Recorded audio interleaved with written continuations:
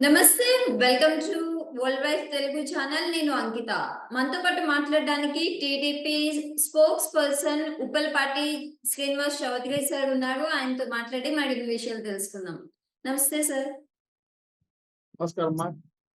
Sir ఇప్పుడు చూస్తుంటే జగన్ ఢిల్లీలో ధర్నా చేయబోతున్నారని తెలుస్తుంది. అలాగే వైసీపీతో కొన్ని పార్టీ వాళ్ళైతే చేతులు కలవబోతున్నాయని తెలుస్తుంది. సో ఇది ఎంతవరకు నిజమంటారు? మొదట అంకిత గారు మీకు ఉలుపు టీవీ ప్రేక్షకులకి నా తరపున తెలుగుదేశం పార్టీ తరఫున మొదట నమస్కారాలు. నమస్కారం. ఇంటికి ఎక్కడేనమ్మా స్వర్గానికి ఎక్కుతాను నేను అనుకో. వీళ్ళ చిన్నాయని చంపేస్తే ఢిల్లీలో ధర్నా చేయాల. కొత్తపేటలో అమర్నాథ్ గ్రౌండ్ చంపేస్తే ఢిల్లీలో ధర్నా చేయాల కృష్ణాల కోసి.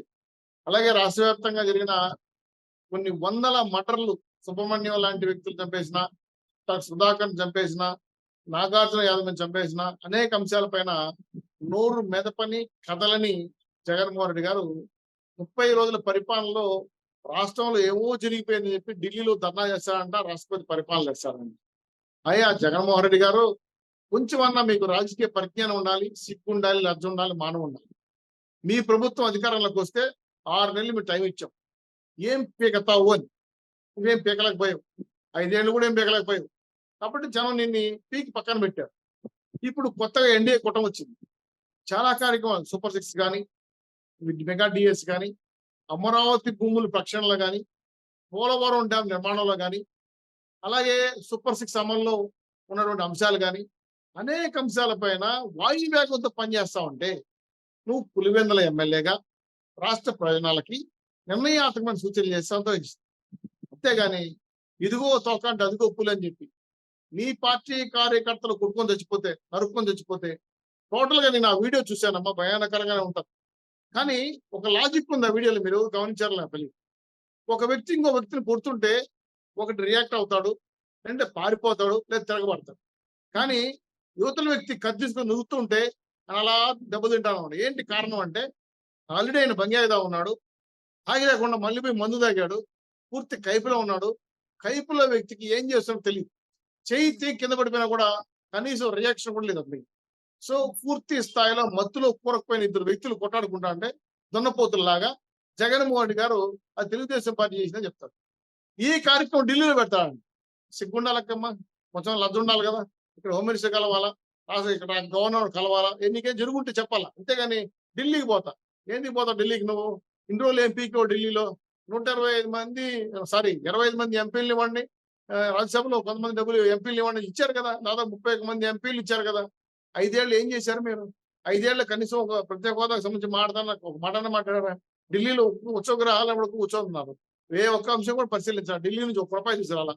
మీ కేసులు, మీ జైళ్లు, మీ బెయిల్లు, మీ కార్యక్రమాలు మాట్లాడడం కోసం రాష్ట్ర గౌరవాన్ని ఢిల్లీలో తగలబెట్టారు 5 ఏళ్ళు. అదే కదా నువ్వు చేసిన జగన్మోహన్ రెడ్డి గారు. ఇప్పుడు మీరు ఢిల్లీకి ఏం చేస్తారు? మీతో ఎవరో పార్టీలు కలుస్తారంట. సంతోషంగా కలిస్తే సైకో పార్టీలు కొంతమంది ఉంటాయి ఎన్డీఏ కూటమికి వ్యతిరేకంగా. వాళ్ళు ఎవరైనా తన తందని అంటారు. నువ్వు పోతే కూడా తన తందని. ఎందుకంటే డబ్బులు ఆ విధంగా ఉన్నాయి. వేల కోట్ల రూపాయలు రాష్ట్ర ప్రజలు మోసం సంపాదించావు. ఆ డబ్బులు ఎరగేస్తావు.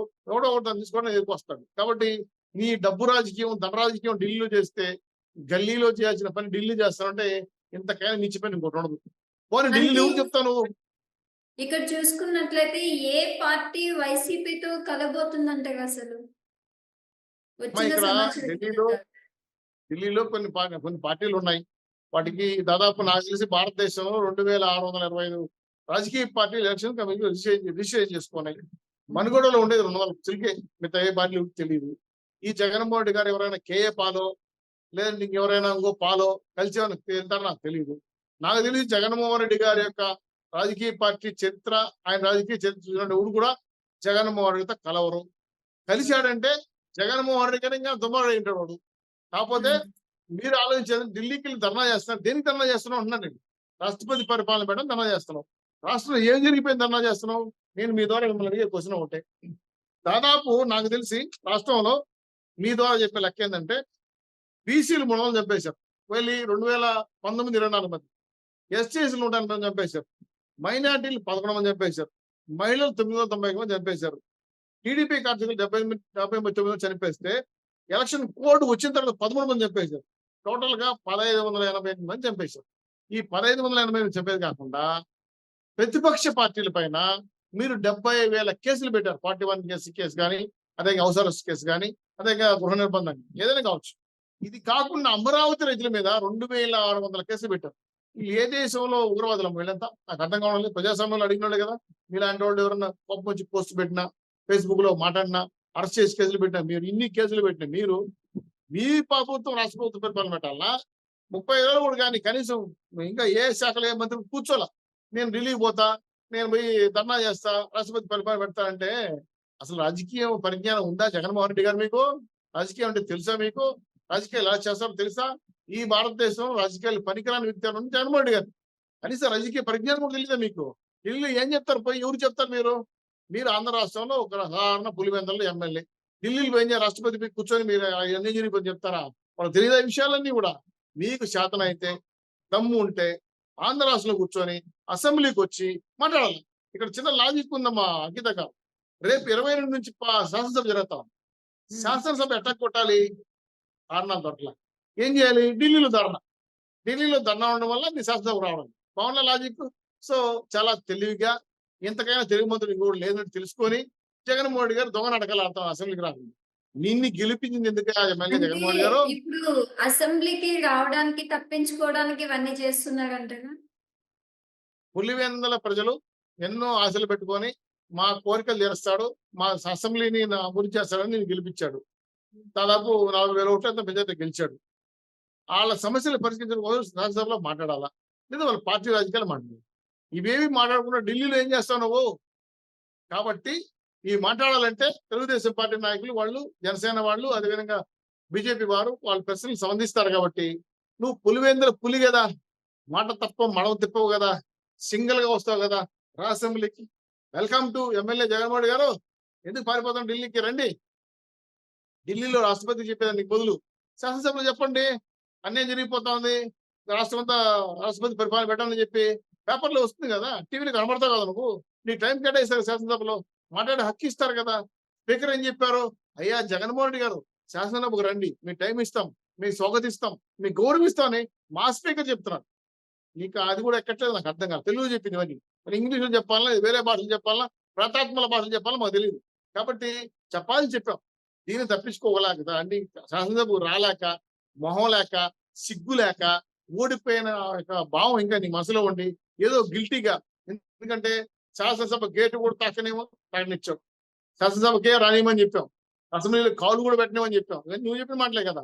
నేను తలుచుకుంటే ప్రతిపక్ష హోదా కూడా నీకు ఉండదు చంద్రబాబు నాయుడు గారు అన్నారు, గుర్తుంది కదా. ఇవన్నీ నీకు గుర్తొస్తున్నాయి అయ్యా.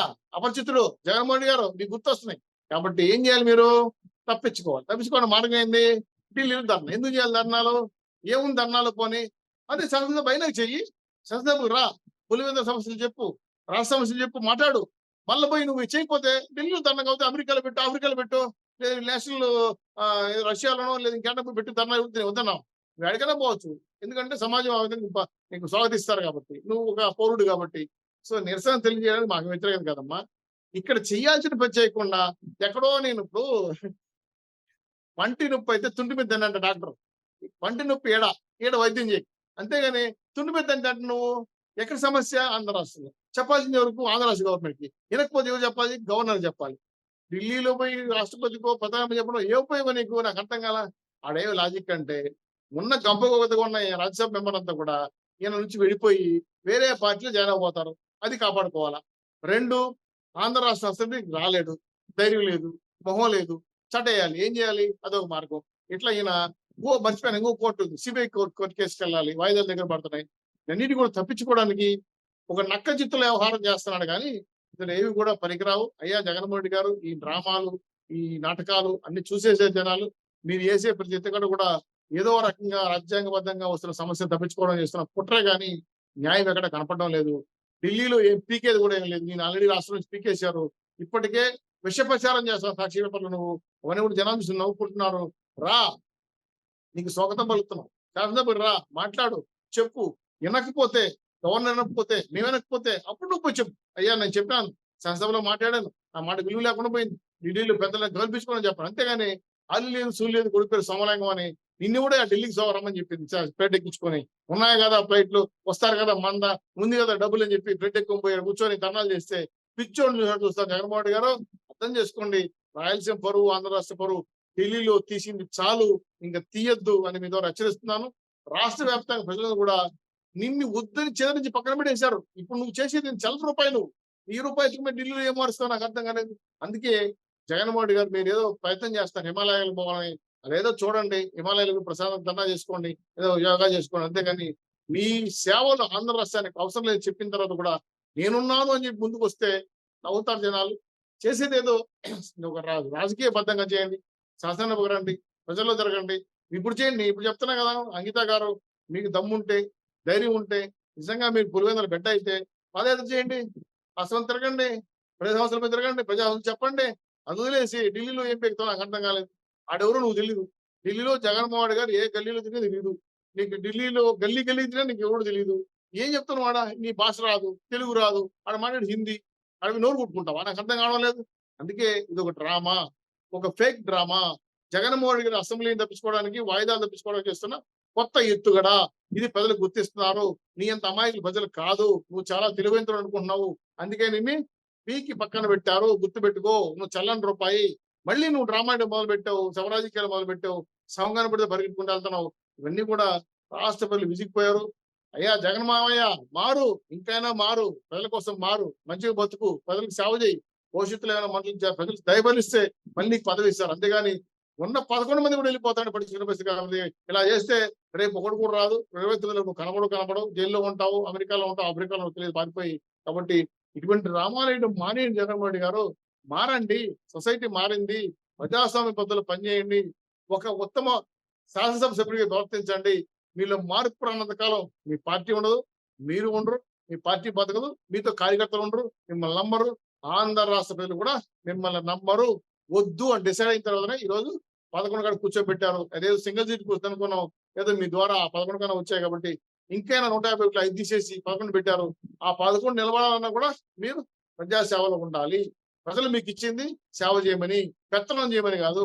మీరు ఢిల్లీకి పోయి ఏం పెడతారని ప్రతి దిగుతున్నారంటే ఢిల్లీలో మీరు ఏమి చేయలేరు. మీ సాధారణ ఎమ్మెల్యే, ఎంపీ కూడా కాదు. మీ ఎంపీలు కూడా మీ ధర్నాకి రావడం లేదు. మీ ఎంపీలు కూడా పారిపోతున్న చూసి రేపు ధర్నాకి మీ పూర్తిగా ఉన్న 30 మంది ఎమ్మెల్యే, ఎంపీలు కూడా రారు. రాసి పెట్టుకుని కావాలంటే ఈ డ్రామాను ఆపండి అని చెప్పి ఏదో హెచ్చరిస్తున్నాను. ఇటువంటి తప్పుడు విధానం వల్ల ఆంధ్ర రాష్ట్ర పరువు పోతుంది తప్ప మీ పరువు పోదు. ఇది మంచి పద్ధతి కాదు. నిన్ను పట్టించుకునే నాదుడు కూడా లేడు కాబట్టి అది విరమించుకోమని చెప్పి హెచ్చరిస్తున్నాను.